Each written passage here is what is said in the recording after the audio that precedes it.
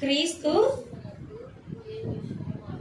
ఏ విషయంలో మాదిరిగా ఉన్నారు, ఏ విషయాల్లో మనకి మాదిరి అని ఈ దినమున దేవుడు మనతో మాట్లాడబోచున్నాడు.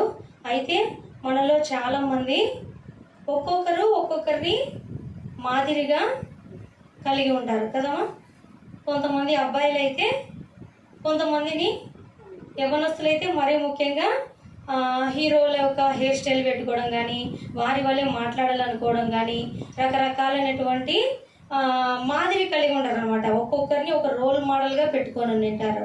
అదే లేడీస్ అయితే కొంతమంది హీరోయిన్స్నైనా, కొంతమంది నేను మదర్ తెరీసా వల్లే ఉండాలని కానీ, రకరకాలుగా కొంతమందికి వాళ్ళ బంధువులలో ఎవరైనా నచ్చారనుకోండి, నేను మా అత్తలాగే ఉండాలని కానీ, లేదా నేను మా అమ్మమ్మ లాగానే నేను ఆ విధంగా నడుచుకోవాలని కానీ, ఒక్కొక్కరిని మాదిరిగా ఉండాలని ఇష్టపడుతుంటారు కదా.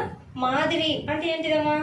వారి వల్లే నేను కూడా ఉండాలి, వారి వల్లే నేను కూడా వాళ్ళు ఎలాగున్నారో అలాగే నేను సైతము ఉండాలి. నా ప్రవర్తన విధానమైన ఏదైనప్పటికీ ఇతరులను పోలికగా పెట్టుకొని వారి వల్లే జీవించాలి అని అనుకోవడము మాదిరికరంగా ఉండడం. మరి క్రీస్తును ధరించినటువంటి మనమందరం కూడాను మనము ఎవరిని మాదిరిగా ఉంచుకోవాలి?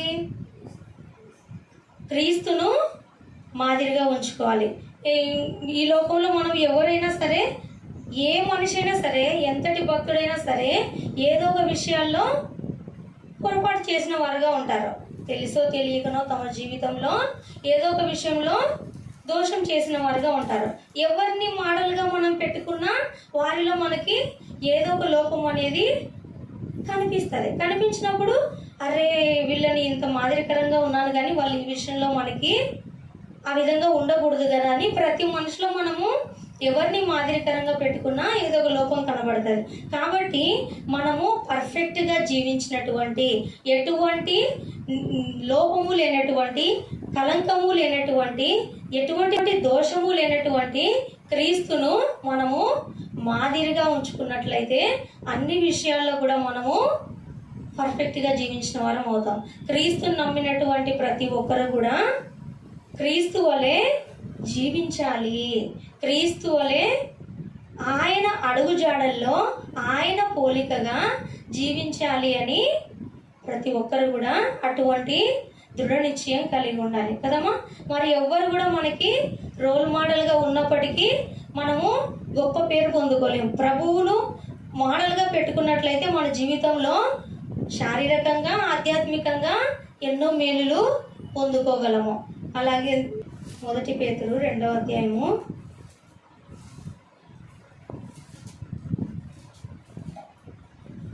21 నుండి 23 వరకు. క్రీస్తు కూడా మీ కొరకు బాధపడి మీరు తన అడుగుజాడలయందు నడుచుకున్నట్లు మీకు మాదిరి ఉంచిపోయాను.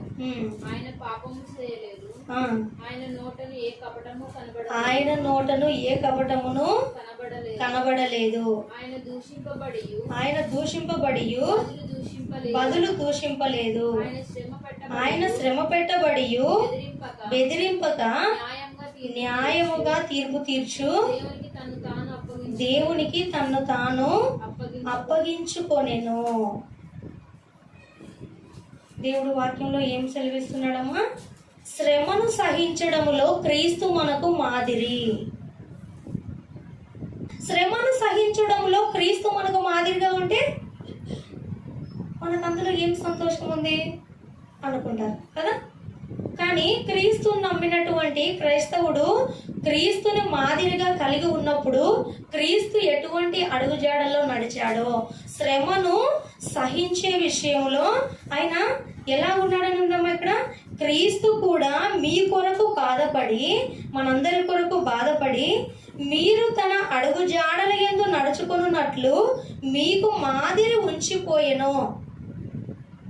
చాలా మంది సినీ ఫిల్మ్ ఇండస్ట్రీలో వాళ్ళు సినిమాలు తీస్తుంటారు కదమ్మా. అందులో ఒక్కొక్క ఉద్దేశంతో ఒక్కొక్క ఫిలిం తీస్తుంటారమ్మా కదా. దర్శకుడు, డైరెక్టర్ ఎలా చెప్తారో అలా నటిస్తారు వాళ్ళు.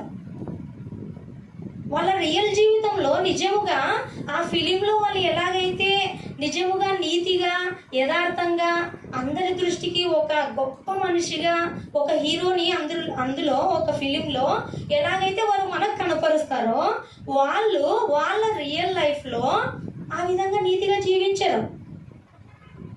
కేవలము ఆ కెమెరా ముందు మాత్రమే దర్శకుడు ఎలా చెప్తే అలా యాక్టింగ్ చేస్తారు, అంతే.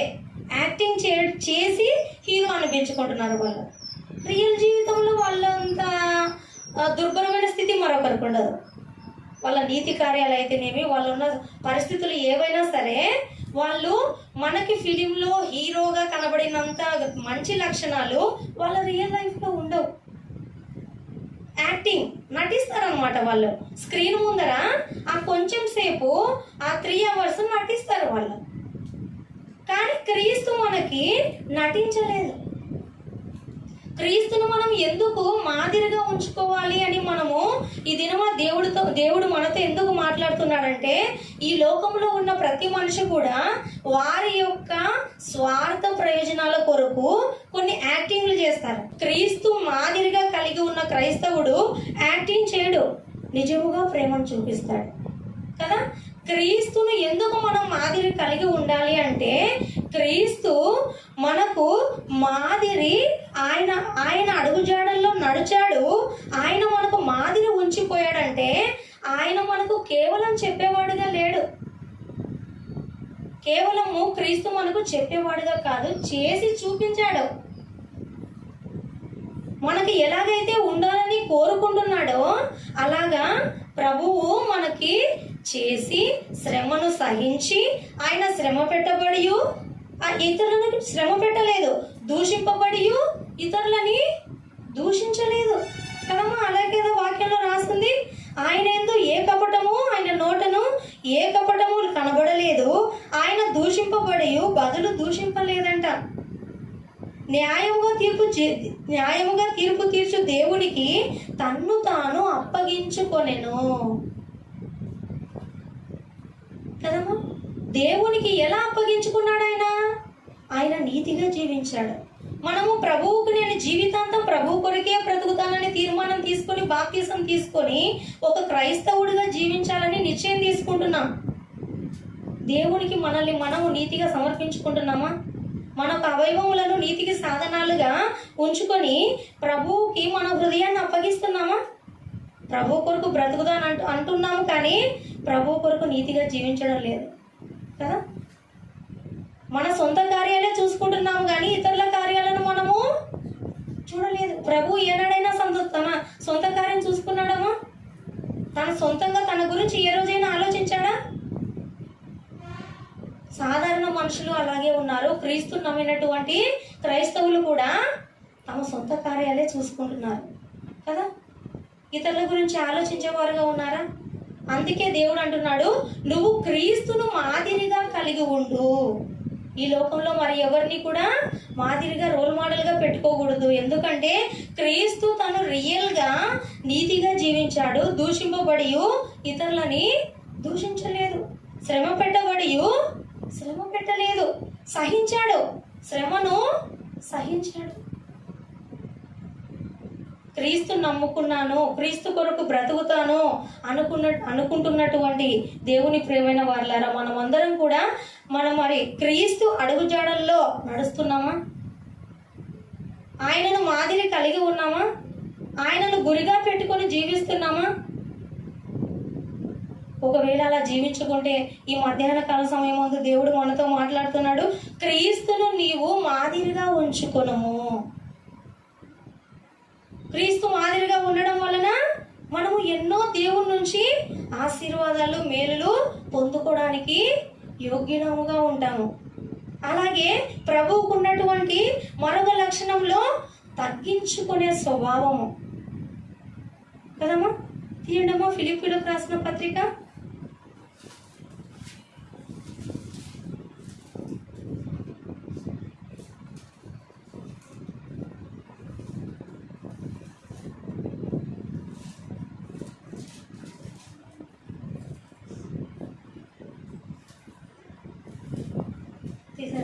2:5 నుండి 8 వచనాలు. యేసుక్రీస్తునకు కలిగిన ఈ మనస్సు మీరు కలిగి ఉండుడి. యేసుక్రీస్తునకు కలిగిన మనస్సు 5వ వచనమేనా? కలిగిన ఈ మనస్సు మీరు కలిగి ఉండుడి.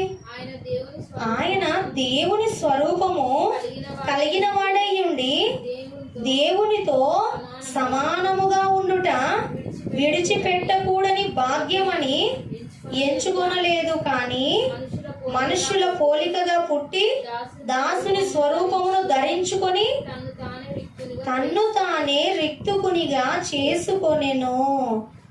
చూడండి, ఆయన తగ్గింపు యొక్క గుణము ఈ వాక్యంలో మనకి ఎంత స్పష్టంగా కనబడుతున్నదో. క్రీస్తు యేసునకు కలిగిన ఈ మనస్సు మీరును కలిగి ఉండుడి. ఎలా కలిగి ఉండాలి? తగ్గింపు కలిగినటువంటి హృదయము క్రీస్తు కలిగి ఉన్నాడు. అటు క్రీస్తును మాదిరిగా ఉంచుకున్నటువంటి మనము కూడా క్రీస్తును కలిగి ఉన్నటువంటి తగ్గింపు హృదయము మనమందరం కలిగి ఉండాలంట. ఆ మనస్సు మీరును కలిగి ఉండుడి. ఆయన దేవుని స్వరూపము కలిగిన వాడే. ఏ స్వరూపం కలిగిన వాడమ్మా?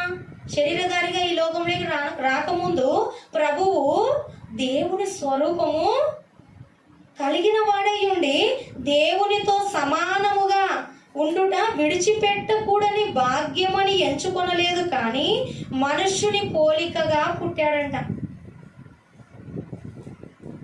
దేవుని కుడిపార్శ్వమందు పరలోకమందు తండ్రితో ఉన్నటువంటి ప్రభువు దేవునితో సమానముగా ఆ దేవుని యొక్క స్వరూపాన్ని విడిచిపెట్టి ఎటువంటి స్వరూపాన్ని ధరించుకున్నాడు? ఆయన మనిషి పోలికగా పుట్టాడు కదా. మనిషి స్వరూపాన్ని ధరించుకోవడానికి ఆయన ఇష్టపడ్డాడు, తగ్గించుకున్నాడు. ఎందుకొరకు? నీ కొరకు, నా కొరకు కదా. ఎంతగా తగ్గించుకున్నాడు ఆయన? దేవుని పోలికను దేవుని స్వరూపాన్ని విడిచి మనుషుని పోలికగా పుట్టి దాసుని స్వరూపం ధరించుకొని తన్ను తానే రిక్తుకునిగా చేసుకొనెను. రిక్తుకునిగా అంటే ఖాళీ, రిక్తిగా అంటే ఖాళీ చేసుకున్నాడు. ఆయనకున్నటువంటి దైవ స్వభావాలన్నీ కూడా ఖాళీ చేసుకొని మనిషి యొక్క శరీర నైజం ఉంది కదమ్మా. మనకు ఆకలి, దేవునికి ఆకలి దప్పికలు ఉంటాయా? ఆకలి దప్పికలు దేవునికి ఉండవు కదా. ఆత్మ కదా దేవునికి ఉండవు కదా, శరీరానికే కదా ఉంటాయి కదా. కనుక దేవుని స్వరూపాన్ని విడిచిపెట్టి ఆయన మనవలే, మనం ఎలాగైతే మనకు బాధ, నొప్పి, ఆకలి, కన్నీరు ఎలాగైతే మనకు ఉన్నాయో అటువంటివన్నీ ఆయన శరీరానికి ఉన్నాయి. మనిషి పోలికగా పుట్టాడు. తన్ను తాను రిక్తికునిగా చేసుకొని, అంటే దైవ లక్షణాలన్నీ విడిచి మనిషిగా పుట్టాడు. ఎంతగా తగ్గించుకున్నాడమ్మా ఆయన కదా. మనందరి కొరకు, మనందరి పాపముల నిమిత్తము క్రీస్తు మన కొరకు బలి కావాలని దైవ స్వభావాన్ని విడిచి మనిషి స్వభావానికి ఈ లోకానికి దిగి వచ్చాడు. ఎంత తగ్గింపు గుణం ఉంది ప్రభువులో. ప్రభువు నమ్ముకున్నటువంటి మనము కూడా తగ్గింపు హృదయం కలిగి ఉన్నామా? సహోదరుల నిమిత్తమై ప్రాణపెట్ట బద్ధుడై ప్రభు తను తాను తగ్గించుకున్నప్పుడు మనము మన సహోదరుల నిమిత్తము ఆత్మను రక్షించే విషయంలో, ప్రేమను చూపించే విషయంలో మనల్ని మనం తగ్గించుకునే వారంగా ఉన్నామా?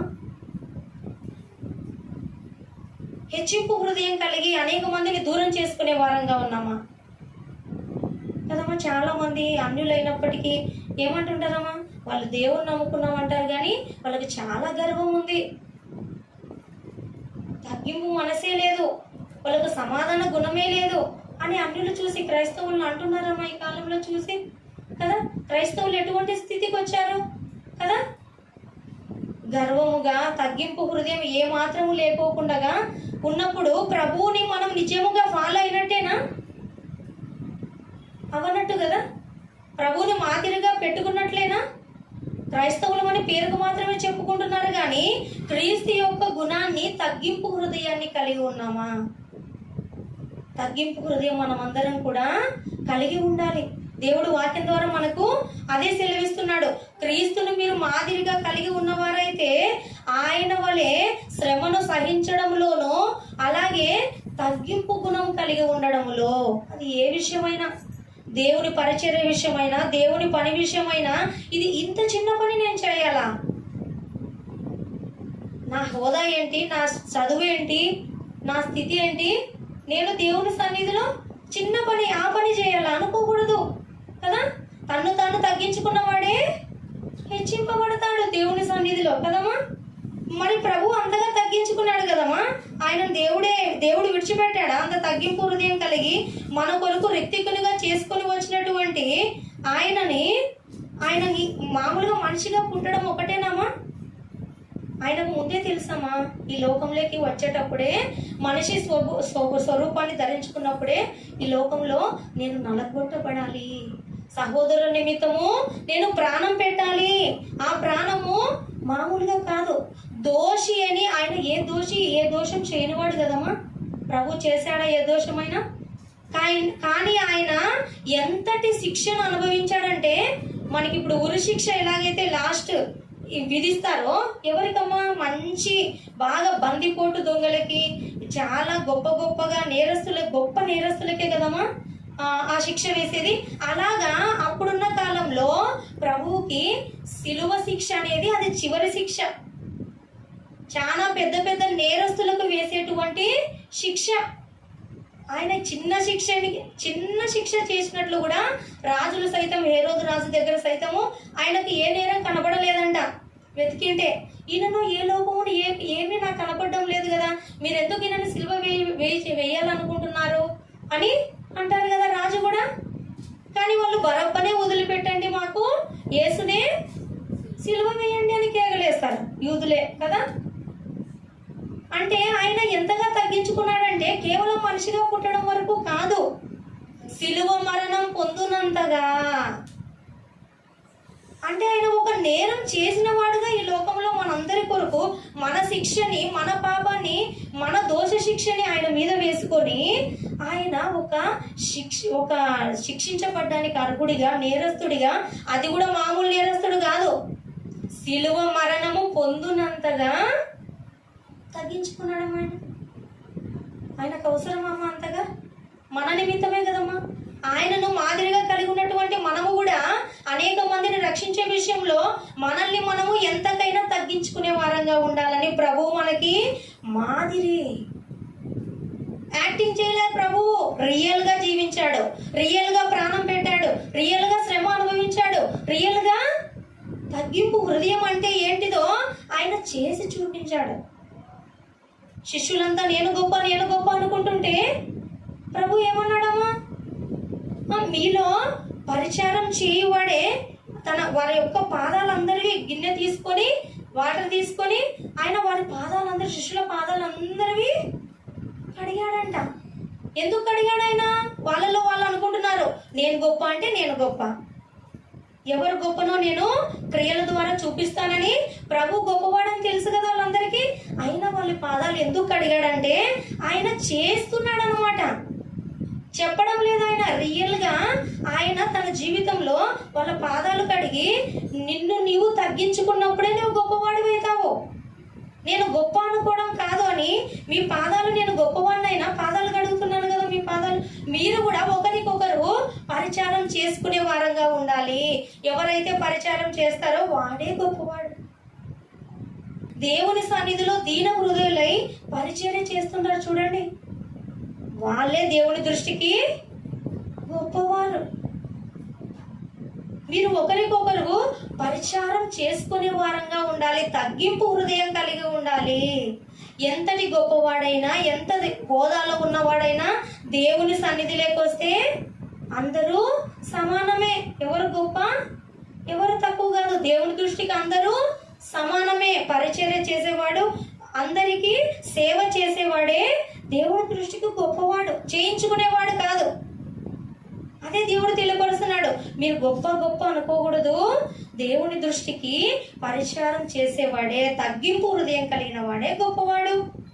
అందుకే ప్రభువును దేవుడు ఏ విధంగా దీవించాడమ్మా? కింద వచనంలో 2:10 భూమి మీద ఉన్న వారిలో కానీ, భూమి క్రింద ఉన్న వారిలో కానీ ప్రతి వాని మోకాలును యేసు నామమున వంగునట్లును ప్రతి వాని నాలుకయు తండ్రి అయిన దేవుని మహిమార్థమై యేసుక్రీస్తు ప్రభువని ఒప్పుకొనున్నట్లును దేవుడు ఆయనను అధికముగా హెచ్చించి ప్రతి నామమునకు పై నామము ఆయనకు అనుగ్రహించెను. చూసారమ్మా, తగ్గింపు హృదయం కలిగి ఉన్నందుకు ప్రభువుని దేవుడు విడిచిపెట్టాడా? మనిషికి పోలికగా పుట్టాడని చెప్పి ఆయన అలాగే ఉన్నాడా? తిరిగి మళ్ళీ హెచ్చించబడ్డాడా? అదే అంటున్నాడమ్మా ప్రభు.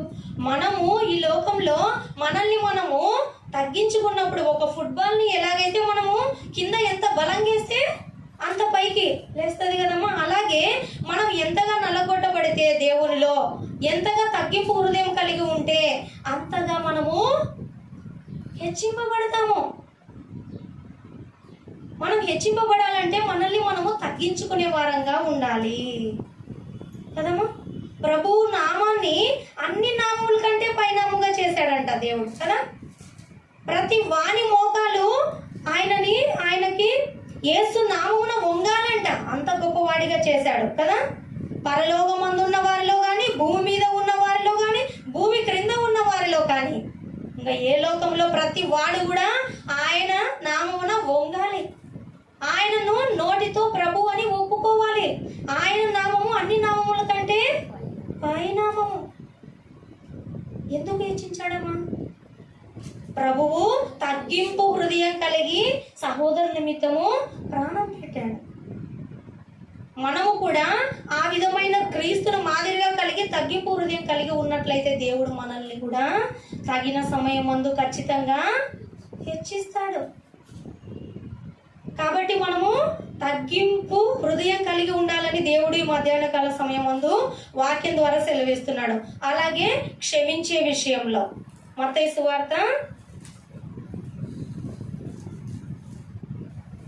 18వ అధ్యాయము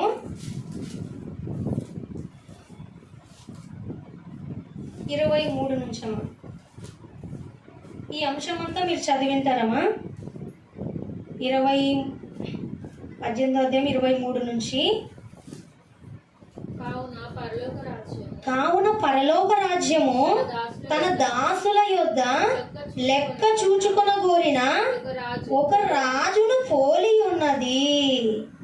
లెక్క చూచుకోవడంలో, క్షమించే విషయంలో దేవుడు మనకి లెక్క చూస్తాడు. మనం ఎంత క్షమిస్తున్నాము ఇక్కడ కింద చదువుకుంటే చాలా చక్కగా అర్థం అవబోతుంది.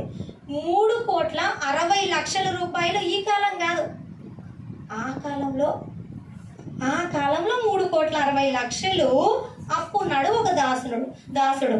తీర్చలేనప్పుడు క్షమించేశాడు, వెళ్ళిపోయాడు. వెళ్ళిపోయి తర్వాత ఆయన వెళ్తూ ఉన్నాడంటమ్మా. అతను ఒకరికి అప్పిచ్చాడంట. ఎంత ఇచ్చాడు? 50 రూపాయలే, ఎక్కువ కాదు, బాగా గమనించండి. 50 రూపాయలే. చూడండి, కావాలంటే ఇక్కడ ఎంత ఉంటుంది? వాళ్ళకైతే తలాంతులు 10,000 తలాంతులు అమ్మ. పైన 10,000 తలాంతులు ఇంటూ 3,600. ఇక్కడ వచ్చేసి 100 దేనారాలు. 100 దేనారాలు అంటే 50 రూపాయలు. 100 దేనారాలు ఒక్కొక్కటి ₹1 అనమాట, ఒక దేనారం అంటే. అలాగా 50 రూపాయలు. 3,60,00,000 క్షమించబన్నాడు. ఈయన అట్లా వెళ్తూ ఉన్నాడు రోడ్డు పైన. తనకి ఎంత అప్పున్నాడు? తనకి ఇప్పించుకున్న వ్యక్తి 50 రూపాయలే. 50 రూపాయలు అప్పు ఉంటే చూడండి, అక్కడ మీకు ఆశ్చర్యం అనిపిస్తుంది అక్కడ చదివితే. ఏం చేసినాడు? ఆ దాసుడు బయటకు వెళ్ళి తనకు 100 దేనారములు అచ్చి ఉన్న తన తోడి దాసులలో ఒకని చూచి వాని గొంతు పట్టుకొని, నీకు అచ్చి ఉన్నది చెల్లింపు అనెను. అర్థమైందమ్మా? ఇంతగా అనిపిస్తుంది కదా. 3,60,00,000 క్షమించబడినప్పుడు 50 రూపాయలు ఒక లెక్కనమ్మ క్షమించనీకి. 50 రూపాయలు అప్పు ఉంటే తన తోడి దాసులలో అతను ఏం చేసినాడంట? గొంతు పట్టుకున్నాడంట. నీవు నాకు చెల్లించాలని అతన్ని గొంతు పట్టుకొని అడుగుతున్నాడంట. చూడండి అమ్మా. అందుకు వాని తోడి దాసుడు సాగిలపడి, నా ఎడల ఓర్చుకో, నీకు చెల్లించేదనని వానిని వేడుకొనేను. కానీ వాడు ఒప్పుకోలేదంట. ఒప్పుకొనక అచ్చి ఉన్నది చెల్లించే వరకు వానిని చెరసాలలో వేయించాడంట. చెరసాలలో వేయించడం చూడండి అమ్మా, అర్థమవుతుంది కదమ్మా అందరికి. 3,60,00,000 నువ్వు క్షమించబడ్డావు కదా, నీ యజమానుడి దగ్గర ఇవ్వలేనప్పుడు నీకు ఎటువంటి గుణం కలిగి ఉండాలి? నువ్వు కూడా అరే నేను ఇంత క్షమించబడ్డాను, నాకు ఇచ్చాయన ఆఫ్టర్ ఆల్ 50 రూపాయలు అనుకోవచ్చు కదమ్మా. అనుకోలేదంట. గొంతు పట్టుకొని నువ్వు ఎప్పుడు ఇస్తావు అని ఆయన నేను ఇస్తాను ఓర్చుకోండి అని అంటున్నా, ఓర్చుకునేదే లేదు. నా 50 రూపాయలు చెల్లిస్తావా చెరసాలకు అప్పగించేసినాడంట. క్షమించే విషయంలో గమనించండి అమ్మా మనం ఎంతగా ఉండాలో. ఈ స్టోరీని గమనిస్తున్నప్పుడు దేవుడు మనకి ఎందుకు రాయించాడంటే, మనము దేవుని చేతిలో ఎన్నో పొరపాట్లు, ఎన్నో మిస్టేకులు, ఎన్నో దోషాలు చేసి మనము మన అపరాధములు ఆయన చేతిలో క్షమించబడుతున్నాం. 3,60,00,000 ఎలాగైతే ఆయన క్షమించబడ్డాడో ఎన్నో పొరపాట్లు చేసి మనం క్షమించబడుతున్నాం. కానీ మన దగ్గర ఎవరైనా చిన్న పొరపాటు చేస్తే ఈయనలాగే గొంతు పట్టుకుంటున్నాం, ఈయనలాగే వాళ్ళని బెదిరిస్తున్నాం, వాళ్ళ జోడికి గొడవకి వెళ్తున్నాం, వాళ్ళని ఏమాత్రం కూడా మనము క్షమించడం లేదు. ప్రభు క్షమించే గుణం కలిగి ఉన్నాడమ్మా. ప్రభు ఎంతగా క్షమించాడమ్మా అందరినీ కదా. ప్రభు క్షమించే గుణం కలిగి ఉన్నప్పుడు ఆయనను మాదిరిగా కలిగి ఉన్నటువంటి మనము ఈ స్టోరీని చదివిపిస్తే మనకి ఎంత వింతగా అనిపిస్తుందమ్మా. అదే సిచ్యువేషన్లో నేను ఉండింటేనా 50 రూపాయలు ఫోన్లే బతుకుపో, ఎందుకు కట్టకుండా పర్లేదు అంటాను అని మనం అనుకుంటాం. కానీ మన లైఫ్లో మనము మన అపరాధముల విషయంలో మనం పాటిస్తున్నామా? 50 రూపాయలకి అది జరిగిన విషయమే, అది నిజంగా జరిగిన విషయం కదా. ఆ వ్యక్తిని చూస్తే మనకు ఎంత వింతగా అనిపిస్తుందో మనల్ని మనం పరీక్షించుకోవాలి. నేను దేవుని చేత ఎంత క్షమించబడుతున్నానో, నేను ఇతరులను క్షమిస్తున్నానా? నా విషయంలో నన్ను హింసించే వారి కొరకు నేను ప్రార్థన చేస్తున్నానా? నన్ను బాధ పెట్టిన వారిని నేను క్షమించే హృదయం కలిగి ఉన్నానా? సమాధాన పడే హృదయం నేను కలిగి ఉన్నానా? నేను క్షమించనంటే క్షమించను, ఎవరినైనా క్షమిస్తాను కానీ వారిని క్షమించను అని మొండి పట్టుదల కలిగి ఉన్నామా? అలా కలిగి ఉన్నట్లయితే మనము క్రీస్తును మాదిరిగా కలిగి ఉన్న వారము కానే కాదు. మనకి ఎవరైనా కీడు చేశారు, మనం కూడా కీడు చేసే వారంగా ఉండకూడదు. ప్రేమించిన వారిని ప్రేమిస్తే ఏం మేలు అన్నాడు దేవుడు కదా. మనల్ని ద్వేషించిన వారినైనా దూషించిన వారినైనా మనకు ప్రభు ఏం నేర్పించాడు? మనము ప్రేమించాలి, మనము క్షమించాలి, మనము తగ్గింపు హృదయము కలిగి ఉండాలని దేవుడు కోరుకుంటున్నాడు. మరొక రెఫరెన్స్ యోహాను సువార్త 4వ అధ్యాయము 17వ అధ్యాయం. యోహాను సువార్త 17వ అధ్యాయము 4వ వచనం.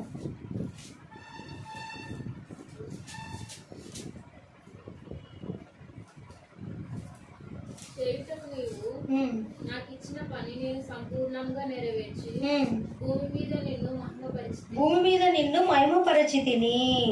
చూడండి అమ్మా, ప్రభు అంటున్నాడమ్మా, చేయుటకు నీవు నాకిచ్చిన పని నేను సంపూర్ణముగా నెరవేర్చి భూమి మీద నిన్ను మహిమపరచితిని.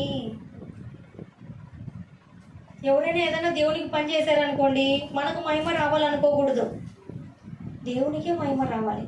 మనం పాట పాడినా, మనం ఏం చేసినా, దేవుని సన్నిధిలో ఏ పని చేసినా, ఏ పరిచర్య చేసినా మనకు మహిమ రాకూడదు, దేవునికే మహిమ వచ్చే విధంగా మనం ఉండాలి.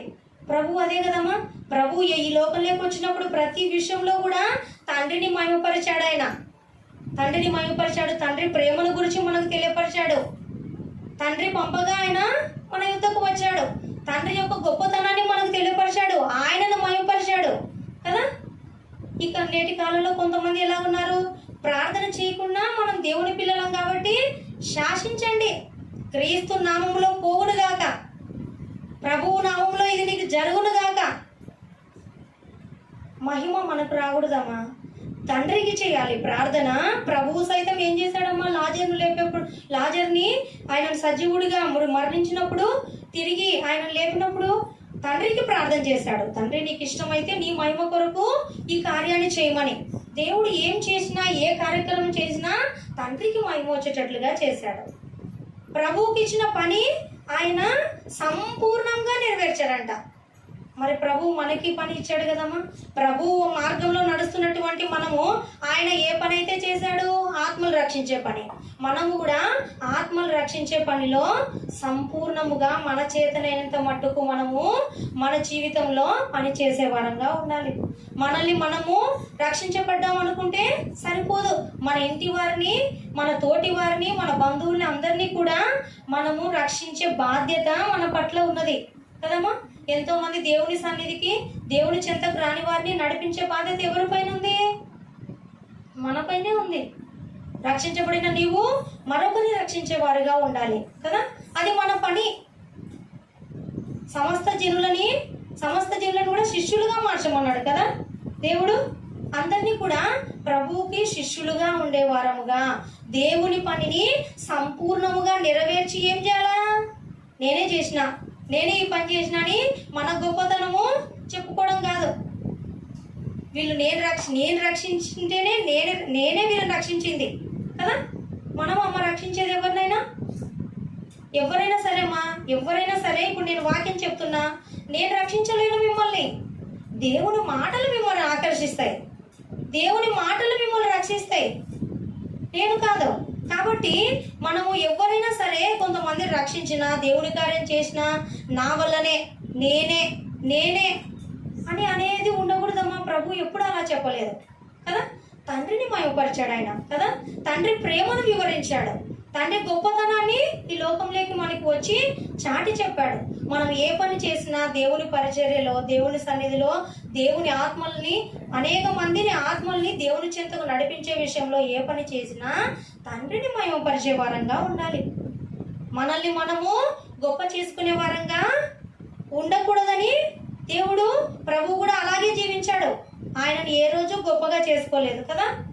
తను తగ్గించుకుంటూ, తండ్రి ప్రేమను వివరించుకుంటూ, తండ్రి గొప్పతనాన్ని చెప్పుకుంటూ వచ్చాడు ప్రభు. కాబట్టి మనమందరం కూడా ఎలా ఉండాలి? క్రీస్తును మాదిరిగా కలిగి ఉన్న మనము అనేక మందికి దీవెనకరంగా ఉండాలి, ఆశీర్వాదకరంగా, ఆత్మలు రక్షించే పనిలో ఉంటూ మనల్ని మనము మహిమపరచుకోవడం కాదు, తండ్రిని మహిమపరిచే వారంగా ఉండాలని దేవుడు వాక్యం ద్వారా సెలవిస్తున్నాడు. విధేయత చూపించే విషయంలో హెబ్రీలకు రాసిన పత్రిక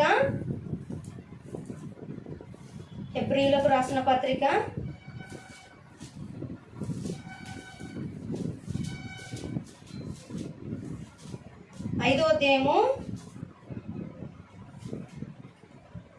8వ వచనం.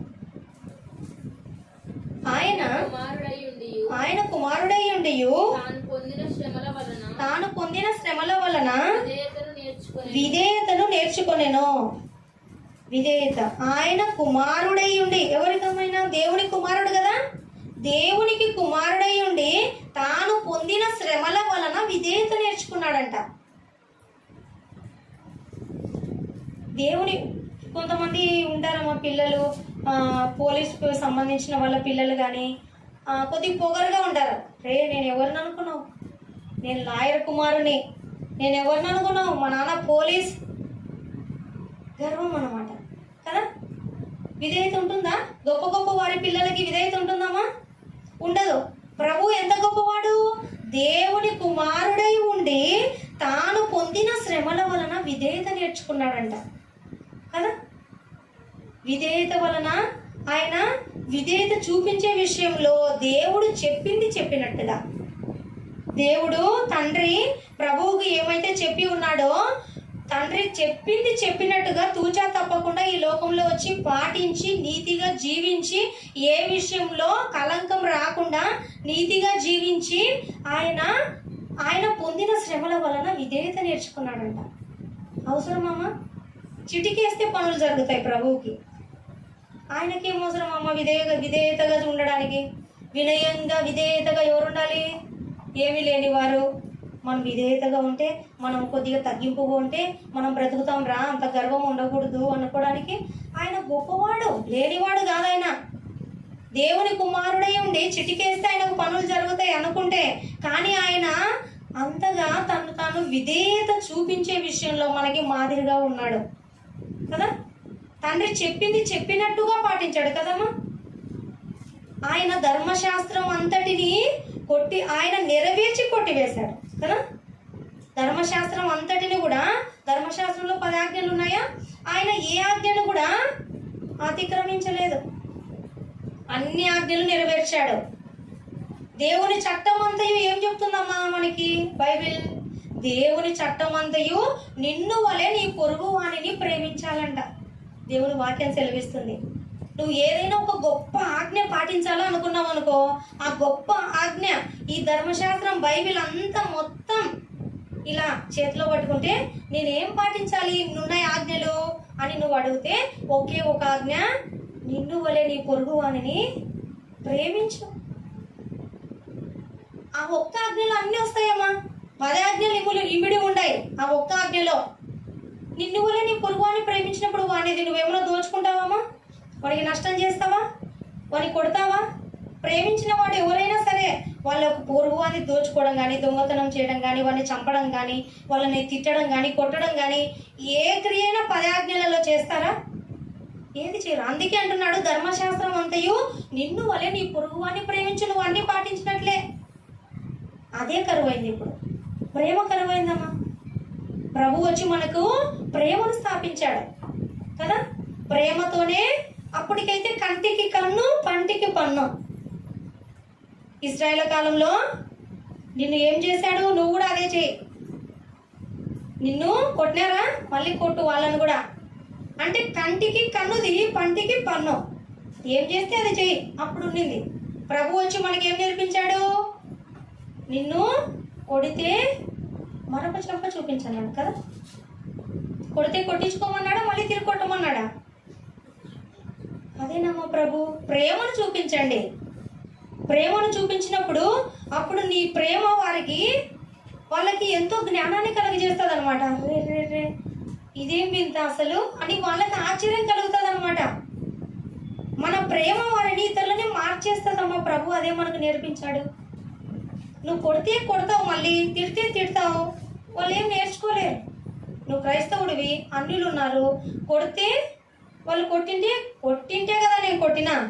నేనేం కొట్టలే, వాళ్ళు కొట్టినందుకు నేను కొట్టినా, వాళ్ళు తిట్టినందుకు నేను తిట్టినా. అంటే వాళ్ళు అన్యులు కాబట్టి కొట్టినారు. నువ్వు క్రైస్తవుడేయండి, క్రీస్తుని ధరించుకొని నువ్వు కూడా కొట్టినావు. వాళ్ళు ఏమనుకుంటారు? వాళ్ళకి మనకు తేడా ఉందా? ఇంకా వాళ్ళు ఏం చేస్తే మనం అదే చేస్తే తేడా లేదు కదా. అందుకే ప్రభువు ప్రేమతో జయించమన్నాడు. ప్రేమ కలిగి ఉండండి, విధేయత కలిగి ఉండండి. విధేయత అనేది మనకి చాలా మేలు కలుగు, చాలా ఆశీర్వాదాలు ఇస్తుంది. ప్రభువు కూడా అదే చేశాడు. తండ్రి చెప్పింది చెప్పినట్టుగా తూచా తప్పకుండా పాటించి ఆయన విధేయుడుగా ఉండి మనకు మాదిరి ఉంచిపోయాడు కదా. అలాగే ప్రార్థన చేసే విషయంలో ప్రభు మనకి మాదిరిగా ఉన్నాడు. ప్రార్థన చేసే విషయంలో హెబ్రీయులకు 5 ఇదేనమ్మా 5వ అధ్యాయము 7వ వచనం. శరీరధారి అయి ఉన్న దినములలో మహారోదనముతోనూ కన్నీళ్లతోనూ తన్ను మరణము నుండి రక్షింపగలవానికి ప్రార్థనలను యాచనలను సమర్పించి భయభక్తులు కలిగి ఉన్నందున ఆయన అంగీకరింపబడను. ప్రభు ఎందుకు అంగీకరింపబడాడమ్మా? ఆయన శరీరధారి అయి ఉన్న దినాల్లో, అంటే ప్రభు ఈ లోకంలోకి వచ్చాడు కదా, అప్పుడు మహారోదనముతో, ఆయన రోదనము, ఆయన బాధ వేదన మన గురించే కదమ్మా. మహారోదనముతో, వేదనతో, కన్నీళ్లతో తన్ను మరణము నుండి రక్షింపగలవానికి ప్రార్థనలు చేశాడంట. ఆ మరణం ఎంత భయంకరమో తలుచుకుంటేనే ఆయన ప్రార్థన చేయాలనిపించింది. చూడండి, ప్రార్థనలను యాచనలను సమర్పించి భయభక్తులు కలిగి ఉన్నందున ఆయన అంగీకరింపబడ్డాడు. తండ్రి నీకు ఇష్టమైతే గిన్నె నా యుద్ధ నుండి తొలగింపు అంటున్నాడు. ఎందుకంటే ఆ బాధ ఎట్లుంటుందో ఆయనకు తెలుసమ్మా. అన్నాడు కానీ వెంటనే ఏమన్నాడు? నీకు ఇష్టమైతే జరిగించు అన్నాడు. బాధ తట్టుకోలేక అన్నాడు కానీ వెంటనే నీ చిత్తం అయితే జరిగించని అన్నాడు కదమ్మా. అంటే ప్రార్థన చేయుటలో ఆయన పెద్దలక్కడే లేచేవాడు. రాత్రంతయు ప్రార్థన చేసి పగలు సేవ చేసేవాడు. ఆయన రాత్రంతా ఆయనను పరిశీలించుకుంటూ దేవునితో మాట్లాడుతూ నేను ఇంకా దేవుని పనిలో ఇంకా ఏమేమి చేయాలి అని తండ్రితో ఆయన సహవాసం చేస్తూ రాత్రంతా పెందలక్కడ లేచి సమయమందు అసమయమందు ఆయన ఎంత ప్రయాసపడడమో మన కొరకు ప్రార్థన చేసే విషయంలో ఆయన మనకు మాదిరి. ప్రతి చిన్న విషయంలో ఆయన అసలు ప్రార్థన ఎడతెగకుండా చేయమన్నాడు మనకు దేవుడు బైబిల్లో. ఎడతెగక చేయాలి. అలాగే దేవుని చిత్తానుసారంగా చేశాడు ప్రభు. నాకు ఇది కావాలి, నాకు అది కావాలి అనుకుంటే దేవునికి, ప్రభువుకి అన్ని చక్కగా సమకూర్చబడేవి. తన గురించి తాను ఎప్పుడు అడగలేదు కదా. దేవుని చిత్తానుసారంగానే ఏమడిగినా, ఒక చెవిటివాడు దగ్గరికి వస్తాడు, మూగవాడు దగ్గరికి వస్తాడు, కుష్ఠవ్యాధి ఉండేవాడు దగ్గరికి వచ్చినప్పుడు, తండ్రి నీకు ఇష్టమైతే ఈ వ్యక్తిని శుద్ధినిగా చేయి కదా, తండ్రి నీకు ఇష్టమైతే స్వస్థత కలిగజేయని తండ్రికి దేవుని మహిమ కొరకే చేశాడు. అవన్నీ కూడా ఆయన గొప్పతనం కోసం చేయలేదు. ఆయన ఎక్కడ స్వస్థత చేసినా, ఆయన ఎక్కడ ఎవరికి ఏ విధంగా స్వస్థత కార్యాలు, అద్భుత కార్యాలు చేసినా మీరు గమనించండి బైబిల్లో, ఆయన దేవుని మహిమ కొరకు చేశాడు. అంటే దేవుడు అంటే నిజంగా ఇంత గొప్పగా చేయగలడా? అంటే గుడ్డి వారికి కన్నులు ఇవ్వగలడా? అంటే దేవుడు ప్రార్థన చేస్తే చెవిటి వారికి వినికిడి ఇవ్వగలడా? మరణించిన వారిని లేపగలడా? అని తండ్రి యొక్క గొప్పతనాన్ని, తండ్రి ఏమైనా చేయడానికి సమర్థుడు, నువ్వు విశ్వాసం కలిగి ఉండి ప్రార్థన చేస్తే ఏమైనా చేయగలడని, ప్రార్థనలో అంత శక్తి ఉందని ప్రభువు మనకి మాదిరి ఉంచిపోయాడు కదమ్మా. ప్రార్థన చేసే విషయంలో ఆయన దేవుని చిత్తానుసారంగా, దేవుని మహిమార్థమై, అలాగే ఆయన విశ్వాసముతో చేసేవాడు కదమ్మా. ఇది నేను ప్రార్థన చేస్తున్నా, తండ్రి నీకు ఇష్టమైతే ఇది జరుగుతుందో జరగదో అని కాదు. ఖచ్చితంగా విశ్వాసం అనేది మనకుంటే దేవుడు క్రియలు చేస్తాడు. కొంతమంది అంటుంటారు, మరి అప్పుడులాగా ఇప్పుడు అన్ని కార్యాలు జరుగుతాయా, మనం కూడా ఈ విధంగా శాసిస్తే మనకు కూడా జరుగుతాయా అని అన్యులు కొంతమంది ఎగతాళి చేస్తుంటారు. నిజముగా నీకు విశ్వాసం ఉంటే ఆ చేసిన ప్రార్థన అవసరత దేవుని చిత్తం అయితే ఖచ్చితంగా నెరవేరుతుంది. ఖచ్చితంగా నెరవేరుతుందమ్మా కదా. మనం చేసే ప్రార్థన అవసరత దేవుని చిత్తం కాదనుకోండి, మనం చేసినా నెరవేరదు. అందుకే దేవుని చిత్తానుసారంగా చేయాలి ప్రార్థన, ఎడతెగకుండా చేయాలి. నీ ఇంటి అవసరతలు ఉన్నాయి, దేవుని మహిమార్థమై దేవుని చిత్తానుసారంగా ఉపవాసం ఉండి ఎడతెగకుండా ప్రార్థన చేసినట్లయితే ఖచ్చితంగా దేవుడు వాటికి సమాధానం ఇస్తాడు అని నువ్వు నమ్మాలి కదా. నమ్ముట వల్లనే కదమ్మా సమస్తము సాధ్యము కదా. నమ్మాలి. నమ్మకోకుండా అపనమ్మకంగా ఉండి సందేహిస్తూ అడిగితే, యేసుక్రీస్తుల వారు నీటిపై నడుస్తున్నారు.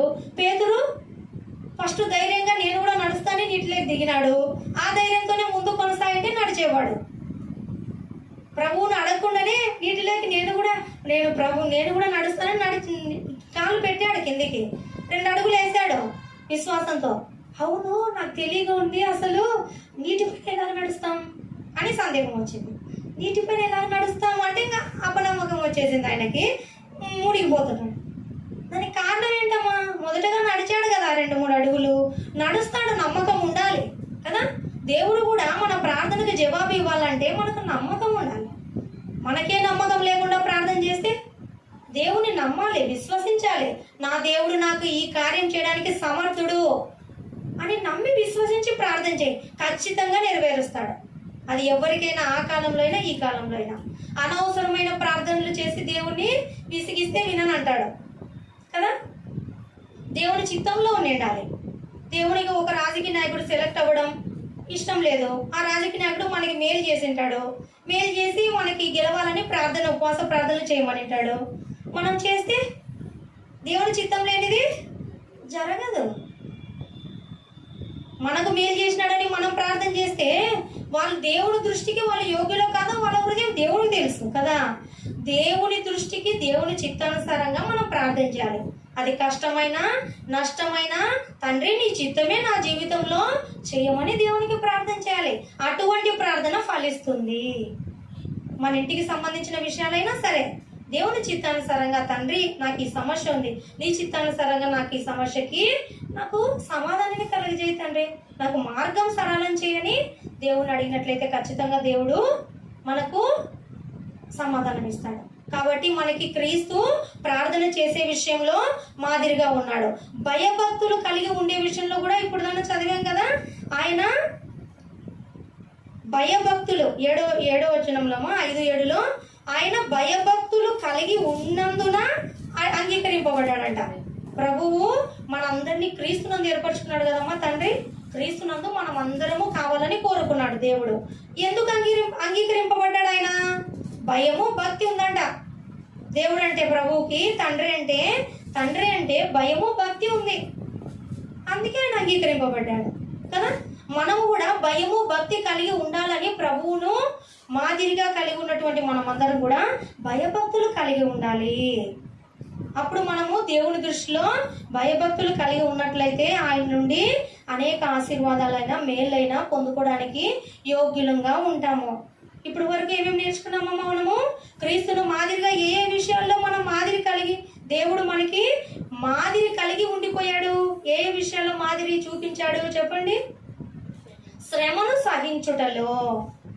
శ్రమను సహించే విషయంలో ఆయన శ్రమ పెట్టబడి ఇతరులను శ్రమ పెట్టలేదు, దూషింపబడి దూషించలేదు. కాబట్టి మనం కూడా శ్రమను సహించే విషయంలో మాదిరి కలిగి ఉండాలి. ఆయన వలె మనము నడుచుకోవాలి.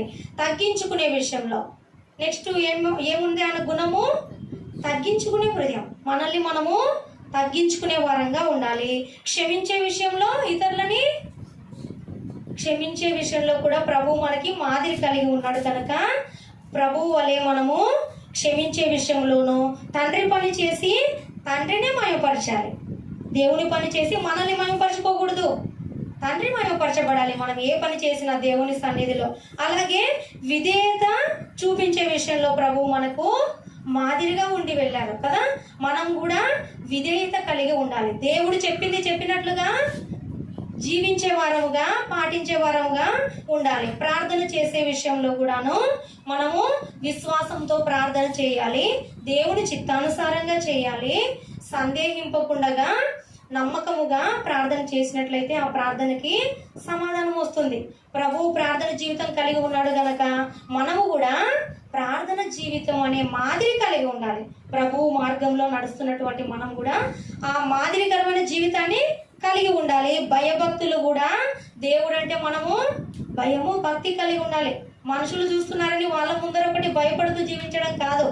ఏదైనా సరే దేవుడు ప్రతి స్థలం, దేవుని కన్నులు ప్రతి స్థలం మీద ఉన్నాయి గనక దేవుడు నన్ను చూస్తున్నాడనే భయముతో భక్తితో మనం జీవించినట్లయితే మనము క్రీస్తును, ఆయనను మాదిరిగా కలిగి జీవించిన వారంగా ఉంటాం.